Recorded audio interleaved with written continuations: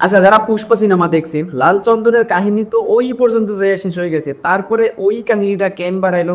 যাই হোক, এটা একটা স্পয়লার হতে পারে, তবে হ্যাঁ বলে রাখি, যারা পুষ্পা দেখছেন তারা খুব ভালো করে জানেন যে এইটার স্ক্রিন প্লে একদম মানে চুদুর বুদুর বানিয়ে ফেলেছে। চুদুর বুদুর বলতে আমি বুঝাচ্ছি যে অবসলও বানিয়ে ফেলেছে।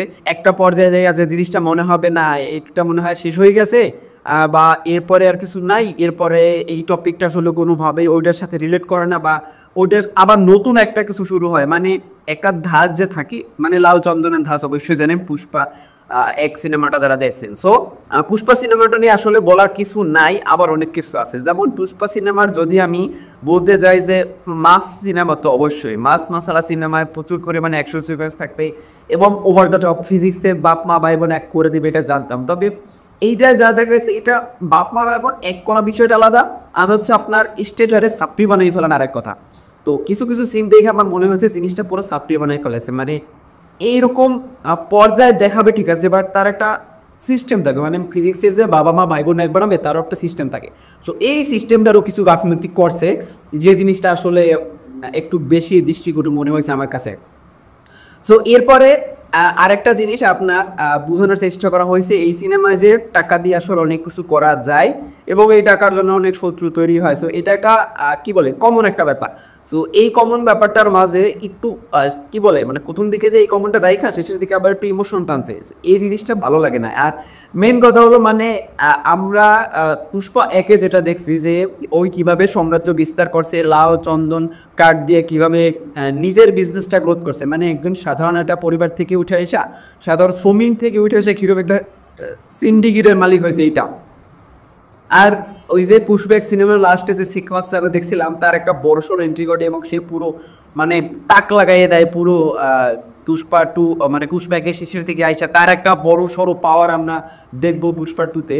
তো সেরকমভাবে শুরু করছিল পুষ্পা একটা, বাট শেষ পর্যন্ত যে কোথাও একটা যাইয়া মানে এই যে বড় পাওয়ারের একটা ব্যাপার, এইটা ধরে রাখতে পারে না। প্রথম দিক থেকে একটু মনে হয়েছিল, বাট এই জিনিসটা মানে মাঝামাঝি পর্যায়ে এসে এতটাই খাপসাল হয়ে গেছে, মানে জিনিসটা একদম বাদে। মানে হ্যাঁ, আপনার একটা নায়ক বেস্ট, মানে নায়কের গল্প দেখা দিলে তার জিতাটা দেখানো অবশ্যই দরকার, কিন্তু তার জিতাটা যদি শুধু একতরফা হয়, মানে তার সাথে পাঙ্গা পাঙ্গা নেওয়া না নেওয়া একটা ব্যাপার থাকে, আর হচ্ছে আপনার ওই সামনে দাঁড়াতে পারবে না এরকম একটা ব্যাপার থাকে, তাহলে তো হয় না।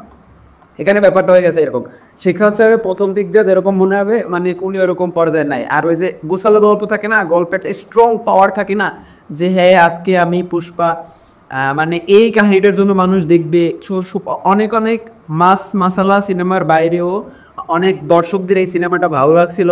মানে পুষ্পা এক ভালো লাগছিল, তার কারণ ছিল পুষ্পা একে খুব সুন্দর একটা গোছালো গল্প ছিল। সে কীভাবে আস্তে আস্তে সিন্ডিকেট তৈরি করে, একটার পর একটা ধাপ পৌঁছে সেই মানুষগুলোর কাছ থেকে বিজনেসটা বুঝলে, তারপর সে এই মানে চোরাচালানি বিজনেসটা নিজের আয়ত্তে আনে, সব কিছুই একটা মানে সেট আপ পর্যায়ে ছিল। মানে এত সুন্দর করেছিল পুষ্পা একে, যেটা হচ্ছে মানুষের মানে আকৃষ্ট করছিল। বাট এই পুষ্পা টু সিনেমায় এই বিজনেসটারেও বড় করে, মানে আর একটা মানে স্পয়লার হতে পারে, বাট এখনই তেমন কিছু নাই বড়, মানে স্পয়লার দেওয়ার মতো যে কিছু একটা নাই। একটাই টুইস্ট আছে মাত্র, যেটা মনে হবে যে আপনার কাছে তেমন কোনো কিছুই না, বাট পুষ্পা এক যদি দেখে থাকেন তাহলে আপনারা হয়তো বা এটা ধরতে পারবেন, যারা একটু স্মার্ট অডিয়েন্স আছেন। সো আর এইটাই মানে একটা চালানের ব্যাপারেই থাকে।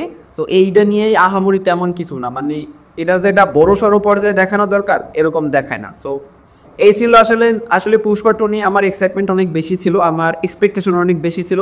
এই জন্য হয়তো আমার এক্সাইটমেন্ট পূরণ করতে পারেনি, বা আমার এক্সপেকটেশনে পূরণ করতে পারে না হয়তো, বা এই জন্য আমার কাছে আমারই তেমন কিছুই লাগে না। ওইটা একটা ওই গদবাদা সিনেমার মতো মনে হয়েছে।